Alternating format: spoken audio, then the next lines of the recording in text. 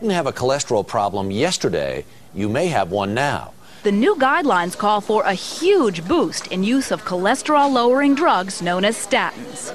The new numbers mean millions of Americans may be taking statin drugs for the rest of their lives. In some cases, it is a question of, hey, more people are getting treated for this, and this is great. In some cases, even more people should get treated, probably. But what's always muddying the waters here is that a major source of information to consumers and to doctors alike is the industry that stands to profit from these medicines. The guidelines were written by 9 experts on cholesterol. The National Institutes of Health, which sponsored the report, now says 6 of them have financial ties, such as speaking fees, research grants, or other funds with drug companies which make the most widely used medications. In recent years, Big Pharma has begun promoting more than just its treatments and products. Drug companies now increasingly advertise health conditions themselves. As a result, Big Pharma normalizes even the most obscure health disorders and presents them as common. It's frustrating. Just when you're ready to relax, that's when it happens. The urge to move, along with uncomfortable sensations in your legs. They're hard to describe, but they can even keep you from getting to sleep. You feel the urgent need to get up and move, just to get some relief. There's a name for it, restless leg syndrome. And if you have it, you're among the nearly 1 in 10 U.S. adults who do. Want to know more? Visit restlesslegs.com or talk to your doctor. Of all the things that industry does, this is probably the one thing that I think could be labeled as evil, that in order to make a profit, you're disease-mongering, in other words, making population, medicalizing something that is just really part of everyday life. You often feel distracted, disorganized, restless, unable to finish things. Like the channel keeps changing in your mind and you can't control the remote. You guys have any thoughts? If you felt these symptoms your whole life, you may have adult ADD.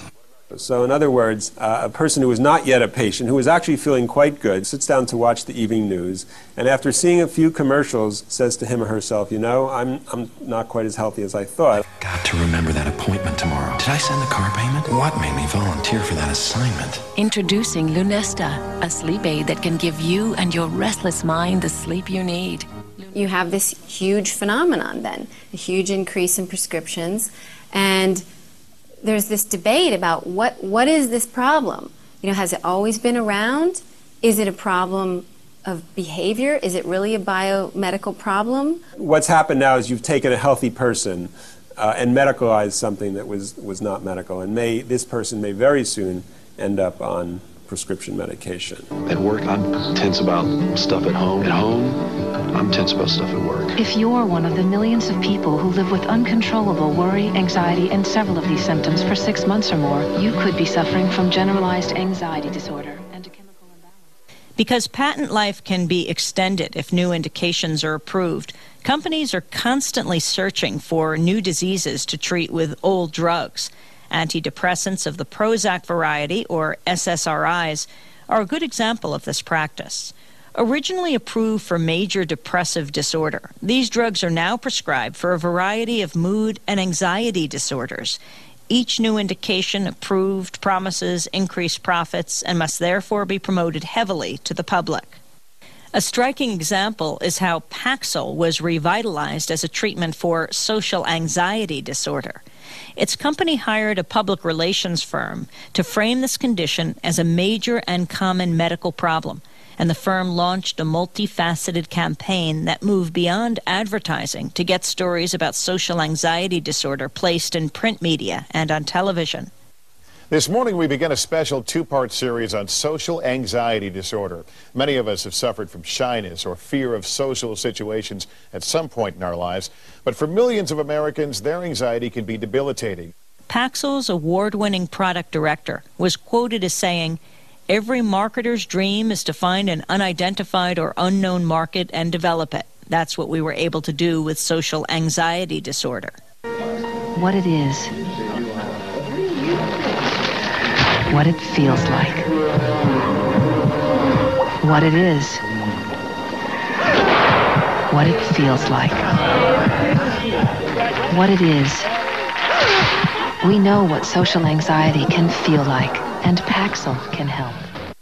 When people begin to critique these advertisements and these campaigns, I think it's a little easy to actually forget about the people who do suffer from social anxiety disorder, who suffer from major depression, who suffer from post-traumatic stress disorders. You know, there are people who suffer from these conditions and whose lives are radically transformed by the medications, and I think that it's actually important to remember that.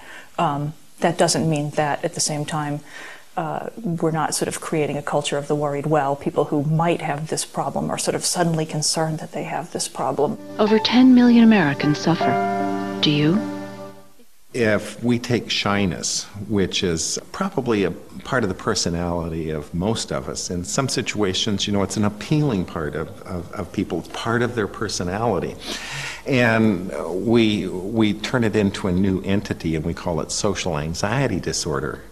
Now you've increased the size of the market. Now you can go out and you can advertise Paxil for social anxiety disorder, for somebody being shy. The Paxil CR ad reads to me a little bit like medicalizing normal experience. If you are one of the many who suffer from overwhelming anxiety and intense fear of social situations with unfamiliar people, now there's Paxil CR. Paxil CR helps relieve the symptoms of social anxiety disorder all day, so the real you can come through. You have people who look mostly comfortable, but you know, they're a little uncomfortable in a social setting, and we're turning that into a condition that needs significant treatment. You know, the SSRIs have a million side effects. They're not clean drugs, and to suggest that if you have a tough time going into a meeting and introducing yourself to people, you should be on an SSRI, I think is problematic. We are going to take a closer look tonight at the possible link between antidepressants and suicide. The other disturbing aspect of this class of antidepressants was the fact that these drugs were being prescribed to a large number of children. About 1 million children under 18 take such drugs now, with doctors writing 3 times as many prescriptions as they did a decade ago. And we don't know if the drugs were being used appropriately, if they were being used in children with major depressive disorder, or they were being used on a 12 or a 14-year-old boy that didn't make the football or the basketball team, and he felt sad. So you have this kind of system that has no brain, you know. It has profit as its goal, and it has no mind, and it just builds the market without thinking about, are there other ways we can deal with this? Is this something we want to pathologize? Is it something we want to see as a sickness? Critics have pointed to Prozac's reintroduction as Sarafem as one of the most disturbing examples of how companies simply promote new conditions in order to repackage old drugs. It's that week before your period. The irritability, mood swings, bloating. Think it's PMS. It could be PMDD, premenstrual dysphoric disorder. Those intense... What Eli Lilly was very successful in doing to expand its market on Prozac was to essentially recolor it. Instead of a green capsule, made it pink, rename it Sarafem, and get approval to market it for premenstrual tension, which it called premenstrual dysphoric disorder. Drug manufacturer Eli Lilly launched a $30 million marketing campaign to inform women about their new drug that promises relief. The problem is Sarafem is not new, and the condition it's being advertised to treat might not even exist. Prozac and Sarafem are exactly the same thing. It's all a matter of image. Sarafem, the first and only prescription medication for PMDD. Once again, the pharmaceutical industry, through its advertising ingenuity, is able to sell us almost anything, even old drugs as new drugs. A lot of women would really be outraged if they knew that they were just taking good old Prozac, same dose, but priced, at my drugstore anyway, over 3 times as much as generic Prozac.